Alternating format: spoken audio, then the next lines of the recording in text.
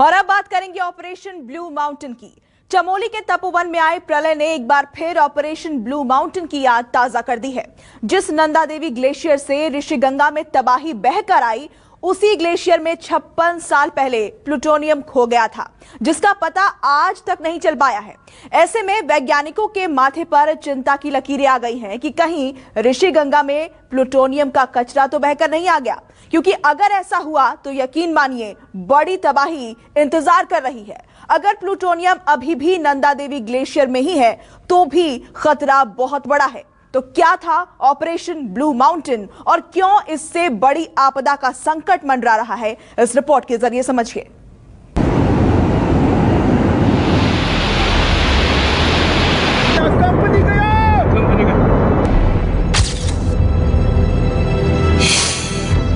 तपोवन से सच्ची रिपोर्ट, प्रलय का रूट एक्सपोज।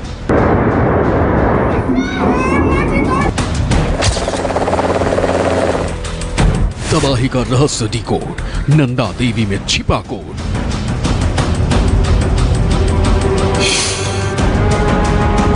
हिमालय में एटम बम, कहानी में कितना दम।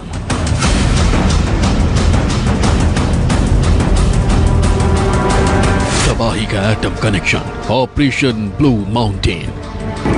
तपोवन में आई तबाही के पीछे क्या वजह थी? जिस नंदा देवी ग्लेशियर से ऋषिगंगा में विनाशकारी पानी आया, उस ग्लेशियर के टूटने की वजह क्या है? जिस वक्त उत्तराखंड के पहाड़ों पर बर्फबारी हो रही है, उस वक्त ग्लेशियर टूटने पर कई सवाल खड़े हो रहे हैं। तबाही के ग्लेशियर के हिमालय से अलग होने का कारण क्या है? तपोवन में आई तबाही का कोड डिकोड हो चुका है। क्या तपोवन में आई प्रलय का 56 साल पुराना नंदा देवी का कोई रहस्य छुपा है? क्या नंदा देवी ग्लेशियर टूटने की वजह एक प्लूटोनियम पैक है, जो एक बेहद सीक्रेट मिशन के तहत नंदा देवी की बर्फीली चोटियों में कहीं खो गया था? ऋषिगंगा से आई प्रलय की वजह से तपोवन में जबरदस्त तबाही हुई है।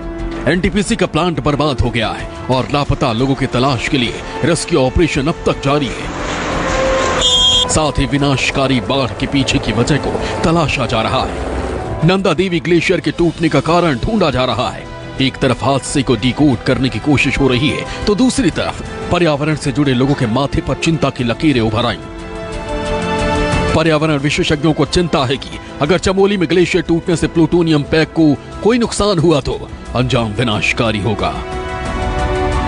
तपोवन में आई भारी तबाही की वजह से लोगों को 1965 का सीक्रेट मिशन याद आने लगा है। लोग कहने लगे हैं कि ऋषिगंगा में तबाही के कारण वो सीक्रेट मिशन ही है, 1965 का सीक्रेट मिशन ही है। दूसरी तरफ लोग ये भी कह रहे हैं कि नंदा देवी में प्लूटोनियम पैक की वजह से पानी जहरीला होने का खतरा है, जो पर्यावरण के साथ साथ इंसानों के लिए भी नुकसानदायक हो सकता है। ये सवाल इसलिए भी इस वक्त अहम है क्योंकि कुछ महीनों पहले उत्तराखंड के पर्यावरण मंत्री सतपाल महाराज ने भी नंदा देवी में गुम हुए प्लूटोनियम पैक की वजह से चिंता जताई थी।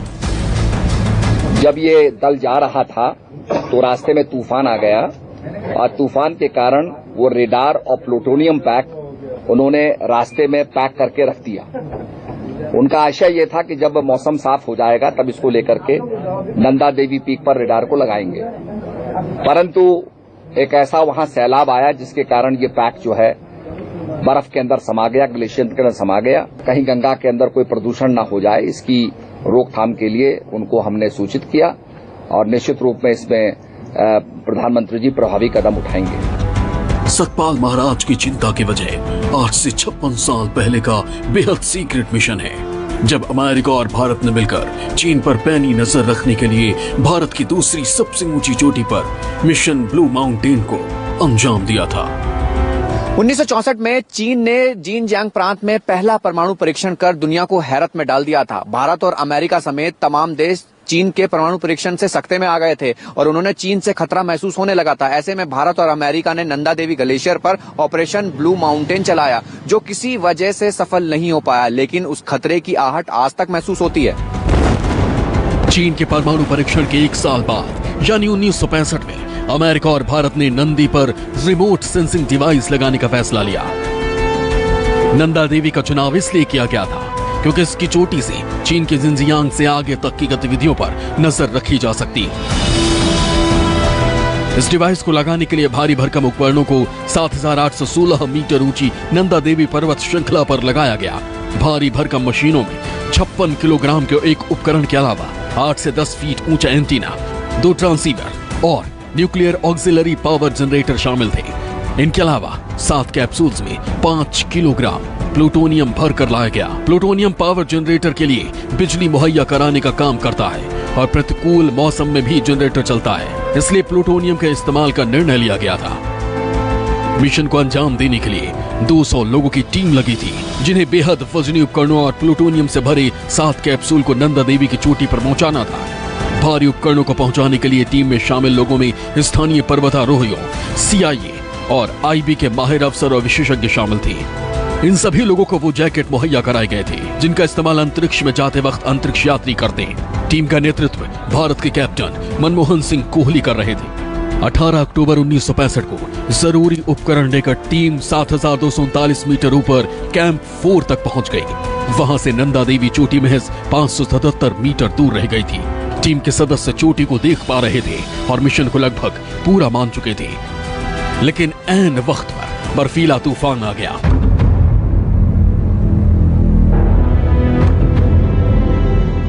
मौसम इतना खराब हो गया कि अगर टीम वहां थोड़ी देर और रुकती तो सभी 200 सदस्य बर्फ में दफन हो जाते।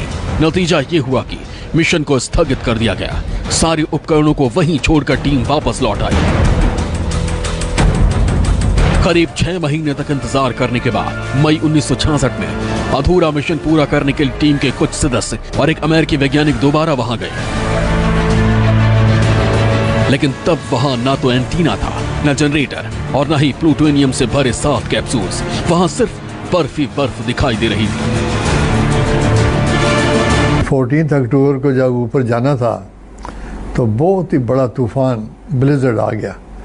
ब्लिज़र्ड में होता है कि तूफान भी होता है और स्नोफॉल भी होती है।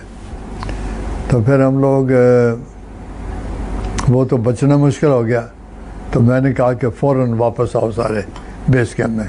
तो हम 66 में 1 मई को गए, तो 1 जून को हम पहुंच गए वहाँ पे, वो जो कैंप 4 था 24,000 फीट। तो वहाँ जाके फिर हमने देखा तो वो चीज़ें जहाँ रखी थी वहाँ थी नहीं। हैरानी की बात तो ये थी कि जिस नंदा देवी पर्वत श्रृंखला में उस वक्त प्लूटोनियम से भरे 7 कैप्सूल्स गुम हुए थे, वो ऋषि गंगा का उद्गम स्थल था, जो आगे जाकर गंगा में मिल जाती है। और ग्लेशियर टूटने की वजह से ऋषि गंगा ही तबाही लेकर आई। प्लूटोनियम वास्तविक रूप में बहुत रेडियो एक्टिव होता है। उसकी रेडियो सक्रियता बहुत अधिक होती है, मतलब उससे जो किरणें निकलती हैं अगर मनुष्य के ऊपर में वो दिखने पर नहीं आती हैं, लेकिन अगर मनुष्य के आसपास के कहीं पर आ जाए तो मनुष्य को तुरंत हो 1-2 दिन के अंदर में ही उसमें उसके सारे सेल्स डैमेज हो जाएंगे, कैंसर हो जाएगा। तो यह डेंजर है। पूरा का पूरा स्थान जिससे होकर नदी का पानी गुजरेगा तो नदी का पानी रेडियो एक्टिव हो जाएगा, लोग रेडियो एक्टिव हो जाएंगे, उनकी मृत्यु हो जाएगी। नदी के पानी से कुछ सींचा गया वो चीज़ें रेडियो एक्टिव हो जाएंगी। तो ये इसका सबसे बड़ा डेंजर है प्लूटोनियम पैक के मिस होने का। नंदा देवी में खोई प्लूटोनियम की डिवाइस की उम्र 100 साल बताई जा रही है, यानी डिवाइस के अभी भी 34 साल बचे हैं। लेकिन अगर सच में प्लूटोनियम ऋषि गंगा में मिला तो पानी विनाशकारी हो सकता है और बहुत सारे लोग प्रभावित हो सकते हैं। लेकिन अगर ये गंगा में मिला तो असर कुछ कम हो सकता है।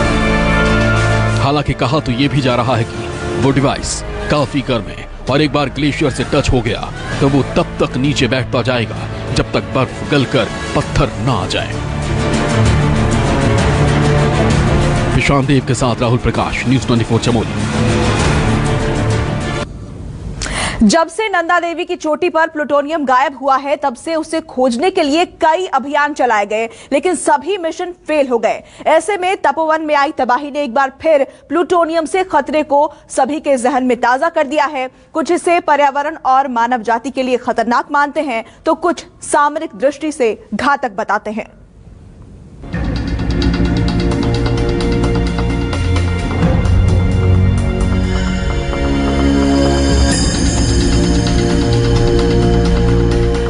गंगा भारत की जीवन रेखा है।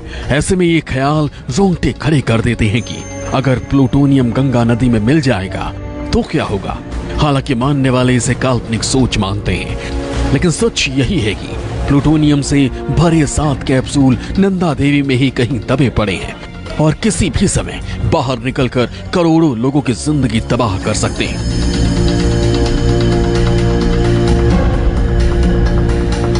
नंदा देवी पर रिमोट सेंसिंग डिवाइस स्थापित करने का पूरा मिशन बेहद सावधानी से और एहतियात बरतते हुए अंजाम दिया गया था।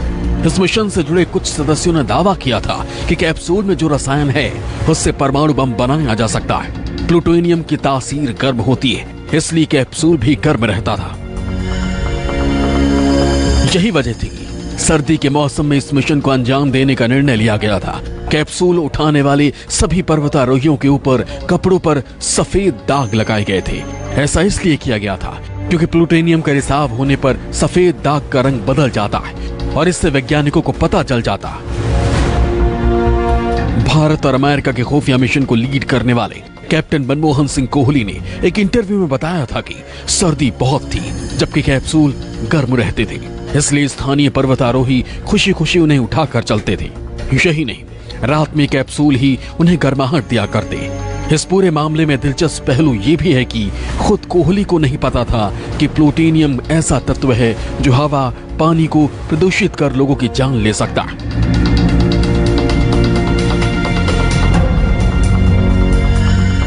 यानी अगर आज कैप्सूल से रिसाव होकर जहरीले पदार्थ गंगा के पानी में मिल गए तो ये निश्चित है कि इससे लाखों लोग कैंसर का शिकार हो सकते हैं। एक इंटरव्यू में कैप्टन मनमोहन सिंह कोहली ने कहा, हमारे लिए ये एक विफल मिशन रहा। सबसे बुरा तो ये रहा कि किसी ने हमें ये नहीं बताया कि ये कितना खतरनाक है और लोगों की जान ले सकता है। ये भी पर्यावरण को भी नुकसान पहुंचा सकता है।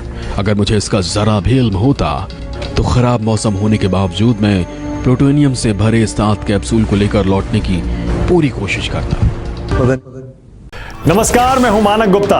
अगर आपको हमारा ये वीडियो पसंद आया हो तो इसे लाइक और शेयर जरूर करें और हाँ, हमें सब्सक्राइब और फॉलो करना ना भूलें ताकि आप देश और दुनिया की कोई खबर मिस ना करें। तो जुड़े रहिए हमारे साथ और देखते रहिए न्यूज़ 24।